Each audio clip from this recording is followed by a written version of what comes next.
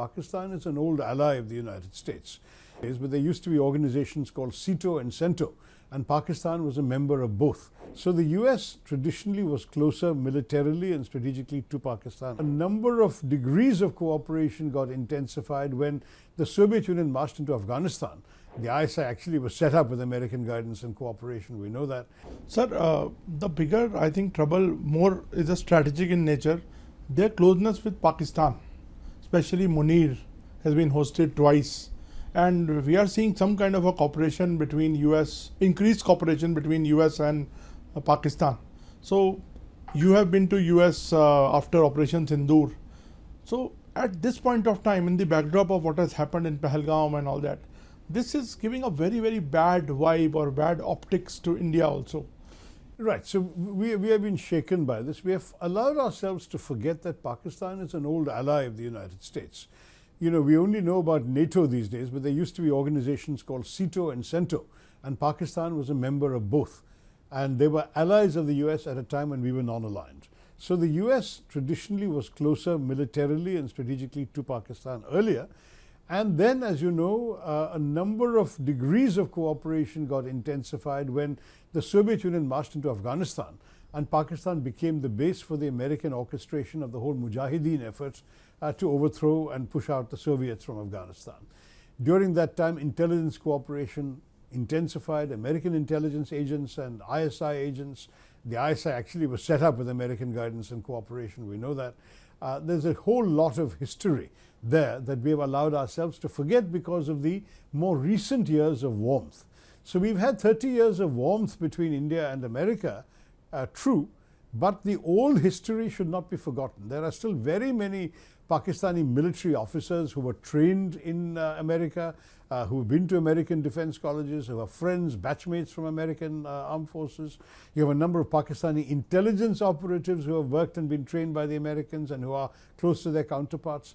So we should never lose sight of the fact that these relationships have been long and deep. And though there was definitely a setback after 9/11, when the Americans were very angry with Pakistan, and there was another setback for the Pakistanis when Osama bin Laden was found on their soil living in an army safe house and near an army camp in a cantonment city. Despite all of that, Trump has forgotten that. Pakistanis have managed to persuade the Americans that they are still an indispensable ally in counterterrorism. Again, you know, we must not forget that the terrorists Pakistan breeds to attack us, they are not the ones attacking America. The ones who are attacking America, ISIS, Khorasan, Daesh, people like that, those are groups which are also attacking the Pakistani establishment and the Pakistani army. And for them, therefore, to go after those people and tell the Americans, see what we're doing for you, is a very successful strategy. So, for example, when the Americans were withdrawing from Kabul, there was a bombing at Abbey Gates at Kabul airport where 23 Marines were killed. The Pakistanis made a big shusha about finding the Abbey Gate bomber and handing him over to the Americans. The Americans are very grateful to Pakistan and to General Munir for doing that. Now, I don't know whether the fellow they handed over was really the main culpable person. There are anti-terrorism experts who tell me that the person is merely a patsy, that he is neither number 1, number 2 or number 3 in the operation that killed those American Marines. But if the Americans are willing to believe that Pakistan is cooperating with them in anti-terrorism, then so be it. Now, all of this history I mentioned to say that there is a relationship between America and Pakistan that is independent of India.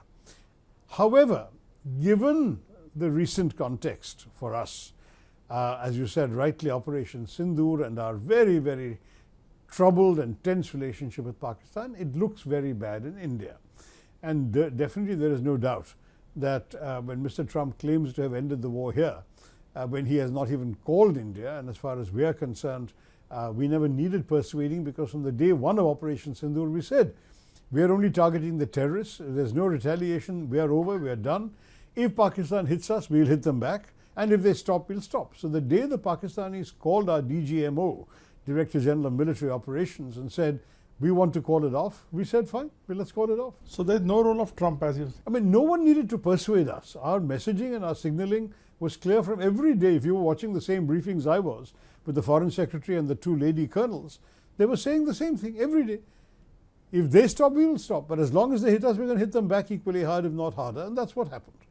So it's possible, however, and this is what I said in Washington when I was asked, that if Washington persuaded Islamabad or Rawalpindi to stop, then we have every reason to be grateful.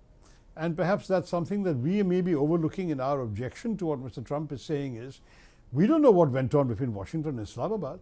Maybe Mr. Trump lent very heavily on the Pakistani generals and said, do not escalate your retaliation because we want peace between you and India. For whatever reason, I mean, if they did that, then we should certainly say we appreciate that, even though we didn't ask for it.